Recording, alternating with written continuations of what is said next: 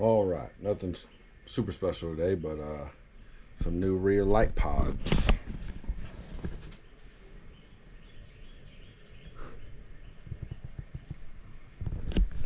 I didn't order these or anything. These are the ones I had from my old job a while back. So I'm sure they probably make some, but these, they're Grote lights, Grote, whatever you want to call them, BZ551-5.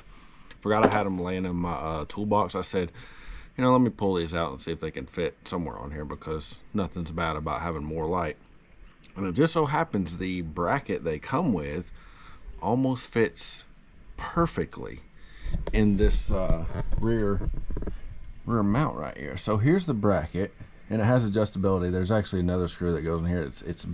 It barely won't fit unless I were to trim the fins off of the LED light, so it can, on this side you can see, so it could sit back a little further and I could get that one in there. I've tightened these up, and it is not, it's got lock washers on it, but it is it's not budging even with just the 2 screws in there. It is tight, and I may eventually just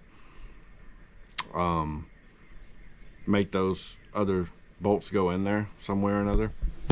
So when you get this bracket, it has a, I don't know if you can tell, yeah, on each side right there, it has little tabs that would actually hold this bolt from spinning, so you can tighten the nut side and not the bolt side, so it would hold the bolt.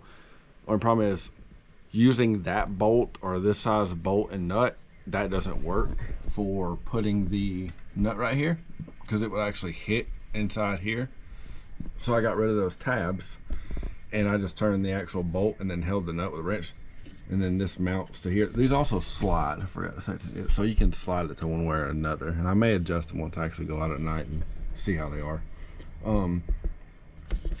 So I just, you could use a smaller bolt and a nut, and you could probably actually tighten the nut or do it however you want. I just wanted to use the bolt because I already had it, and it came with the kit already when you buy this light, so I decided just to keep it.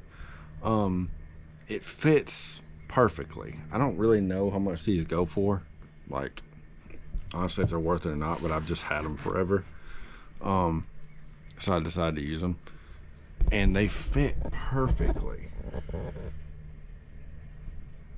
Like, they're perfect backup lights. Obviously they're not wired yet. I got some wiring coming and some other stuff to get that done so I can wire it to the front.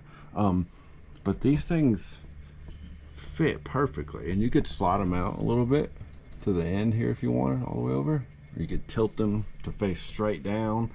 Actually, this one I could have tilted up a little bit more. I didn't really do an install video because, of course, like always, I just do these things at, you know, late at night when it's basically already dark inside the garage and not lighting kind of sucks, and I just start doing stuff and getting at it. I may eventually get these other bolt holes, I don't know if you can see them, to line up right here, but I mean, literally shaking the whole machine pulling this thing. So I mean, they are on there.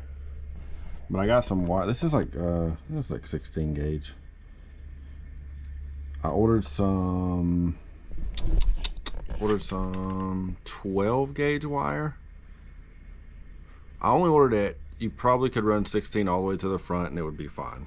But less heat, less resistance going through bigger wire. So I think I ordered 12 or 14.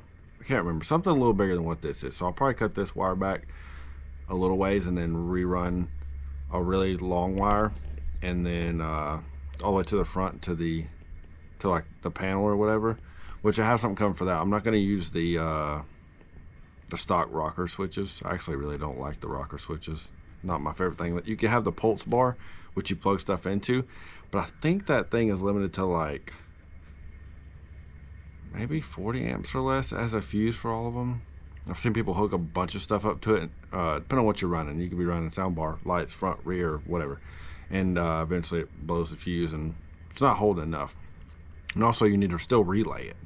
Depending on what you're running, you should relay it anyway. But you also still have to wire all relays in for everything. So they make a couple other options out there that are solid state relay boards, which is what I'll be doing and should be here tomorrow. And I'll run this wire all the way to the front. I'm gonna wire these two together and then run one wire to the front, and that should be good. Nothing crazy. But if you're in the market for some reason, I'm sure you could cut these or make your own brackets or however you want to do it, but it just happens that when you buy this light, it comes with almost a perfect bracket that just so happens to mount perfectly in this spot right here for the Pro XP. Probably the Turbo R too, because it's basically the same damn thing as the Pro XP. But yeah, if you're in the market, look up that part number. And I honestly don't know what they go for or where you get them, but I would, if they're not too expensive in comparison to other ones, I would grab them for sure. I mean, I haven't got to test the actual light output, but Grody is, if you know Grody, they're pretty popular, like in all the other, maybe not UTV stuff, but everything else, they're pretty popular as far as lights and other stuff. They make a lot of tail lights, headlights for semis and whatnot. So yeah, if you're in the market, grab you some.